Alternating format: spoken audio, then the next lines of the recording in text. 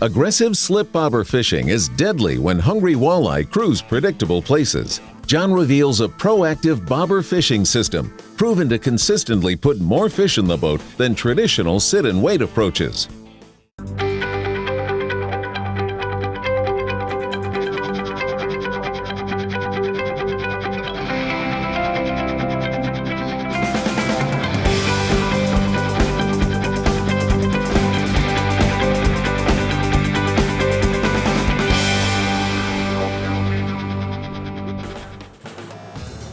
One of the things I do a lot when I'm bobber fishing in deeper water is I do this right here. I drive around and I look for fish, but I've got my front trolling motor down.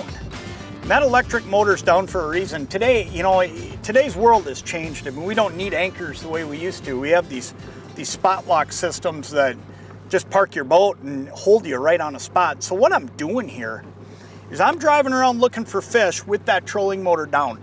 And as soon as I see fish, I'm gonna drop this bobber setup right over the back, okay? And that's serving two purposes. One, it's in the water and it's right over the top of those fish. But number two, now I've got a marker. So as I'm driving, I'll move forward then against the wind and I'll then spot lock this boat and I'll park it right there. In that way, I'm constantly staying on top of fish. Like there's a fish right there. So let's just drop this down right here. And then we're gonna go forward here a little bit. I'm not gonna go real far. You really don't need to get that far away from them. There's another one though, so I'm gonna keep going a little bit, knowing I'll have some fish between me and where that float is right now. And then all I'm gonna do is kill that big motor just like that and put that thing in spot lock. That's it. Let's give this a few seconds here and see if we can get something to bite. I put the boat right on the spot, but I also dropped the thing right on fish. There he is. That's why you want to drop right on top of fish. And that's why I don't sit real long. Once I catch a fish, I'll then cast right back out there, give him another chance, okay? See if there's another one there, because a lot of times there is. But if I sit 3-4 minutes, and this isn't a real big one, I don't think, but if I sit 3, 4, 5 minutes and I had seen fish in other places, great eater size fish if we were keeping today. See if I can get him. There we go. But if I sit 3, 4, 5 minutes and I don't see anything else happening after catching a fish, and I mean, this is a fish I graphed. Flat out, man. I mean, this is the one I saw. I dropped right on his head and he ate it, but now I've also put myself in a position where I know there's a couple other fish around here, okay? Because as I was driving, I saw a couple more while I was waiting to spot lock that boat. So that's why I do it the way I do it. I constantly want to be fishing for fish. I don't like fishing a spot. I like fishing fish. And walleyes like that one right there, I mean, great little fish. But the bottom line is he's moving around, so I'm going to move around a little bit with him. And if you do that, I'm going to tell you, you can catch fish so consistently all day long by just making those quick little moves. I didn't move farther. I fired that big motor, drove around, spot locked when I saw him, and boom, that quick. Happens that fast. And I'd love to tell you it happens that fast every day. I can tell you it's going to happen that fast a lot more often if you do some of that driving around and stay on top of fish.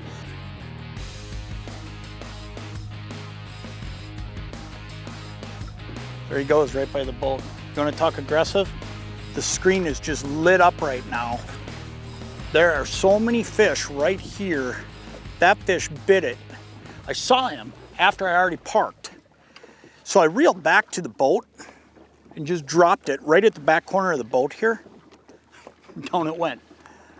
Look at that, another one of those same size eyes. These are all fish that were on the shoreline not too long ago. All males just finishing up their spawn. Now they're started out into deeper water, and there's a lot of them. I mean, there is no doubt about it. There are a lot of fish here. Come here, buddy. Look at that. Same deal, one after another. I want to give you a little tip. Let's take a minute and talk about what we're using. Well, we got it in. It's just one after another here. I mean, the line is in and being unhooked as much as it is out of the water right now. Let me show you a couple things though. Number one, it's no secret that I firmly believe that Thill makes the best balsa float on the market. This is the Thill Pro Series. I like to use the XXL size, but there's a whole variety of sizes for whatever kind of fishing you're doing. What makes this bobber so good is not only its durability, it's dependable because it's got the best paint job on it. And I want to tell you part of the reason. It's because it's made right here in the US. I mean, this thing is made right here in the USA, and there's a lot that goes into making sure that paint is sealed correctly. And if the paint's sealed correctly and it doesn't crack, then the balsa bobber is not going to go bad. Brass grommet up in the top. That's so that that line's going to fly through there really quick. Then I'm just using one big split shot, and I've said this before, and you know, I'll say it again. The main reason I do it, just the one instead of two. A lot of times I see people using two, but when you flip it out, you get going like this with your line a little bit, and it can roll over the top of the bobber. That one split shot, I get a lot less tangles. And then I'm using a 16th ounce Lindy Live Bait Jig. So I use a jig pretty much exclusively under my slip floats. And I do it because I want that leech to look natural. The other thing is it gets it down there and holds it in position as well, so that that bait's always in the right spot.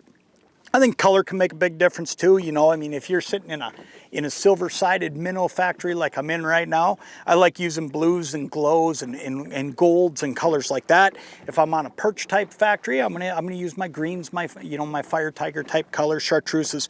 But that setup right there, you just can't beat it. I mean, that Thill Pro Series Slip Float and that Lindy Live Bait Jig, I'll tell you what, it's just deadly for what we're doing here. There he goes. Clockwork. it's just clockwork when you can get on them like that. I'm gonna tell you a little something else too about what I'm looking for when I'm trying to find a spot to do this. You know, I get asked all the time, how do you decide when to Lindy rig? How do you decide when to spinner fish? How do you decide when to bobber fish? One of the things I'll tell you is when fish are on tight little spots, this is when I'll bobber fish. It's so much easier to just put my bait in a position of catching fish and then being able to do what we're doing here with slight movements, be able to catch fish really consistently all day. And that's what we're doing. I mean, this is just easy right now.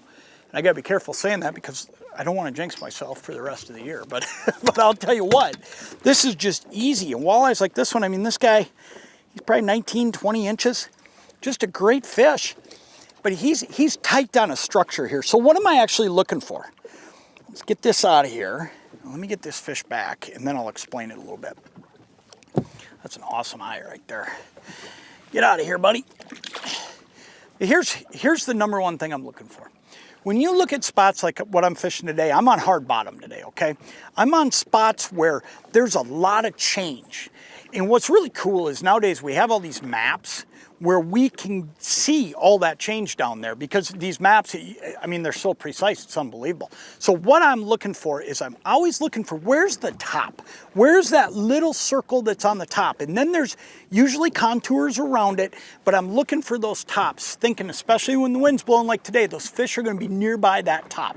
All I'm doing is I'm working around those circles. I'm not necessarily worried about going all the way up and down this whole reef. I'm picking each little specific area within the reef, and that's what I'm driving around, trying to find fish on, because ultimately, if I find fish on those little areas, there's gonna be a whole bunch of them, and they ain't going anywhere, because that's where they wanna be, because that's where they're eating, because they're corralling that bait up against the top edge. And that's the big thing to look for. But when I'm in these situations right here, where I've got these little tops and I can pinpoint fish, that's when I'm gonna float fish, because I can sit down right on top of them.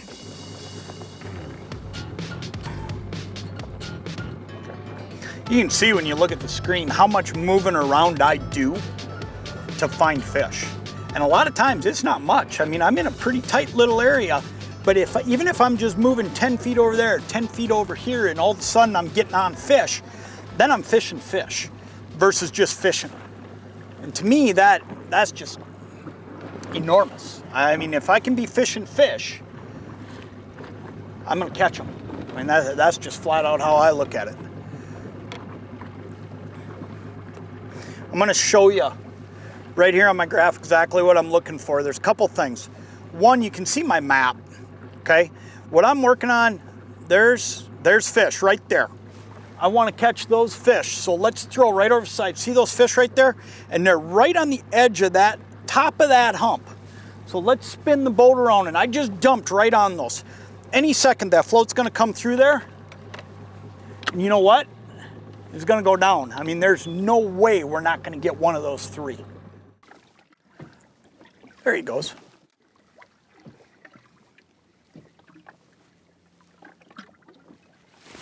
Got him.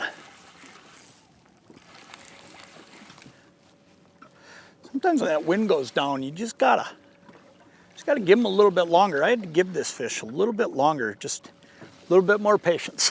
You know, just can't up and leave quite as quick.